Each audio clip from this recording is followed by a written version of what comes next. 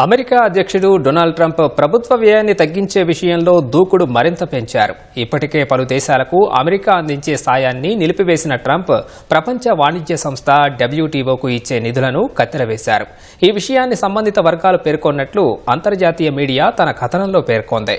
Trump కార్యవర్గం అనుసరిస్తున్న వ్యాపార రక్షణాత్మక వైఖరిని మరింత బలోపేతం చేసే చర్యల్లో భాగంగా ట్రంప్ ఈ నిర్ణయం తీసుకున్నట్లు భావిస్తున్నారు. ట్రంప్ రెండోసారి అధికారం చేపట్టిన నాటి నుంచి ప్రపంచ స్థాయి వేదికల నుంచి అమెరికా వైదొలుగుతున్నట్లు ప్రకటించారు. ఇప్పటికే ప్రపంచ ఆరోగ్య సంస్థ నుంచి అమెరికా వైదొలగా తాజాగా WTO నిధులకు కత్తెరవేశారు. 2019లోనే ట్రంప్ WTOను బలహీనపరిచారు. ఆ సంస్థలో న్యాయమూర్తుల నియామకాలను నిలిపివేశారు. WTO తరచుగా తన పరిధి దాటి తీర్పులు ఇస్తోందని వాషింగ్టన్ ఆరోపిస్తోంది. ప్రతి దేశం ప్రపంచ వాణిజ్యంలో వాటా ఆధారంగా WTOకు నిధులు సమకూరుస్తుంది. అమెరికా నుంచి దాదాపు 11% ఇస్తుంది.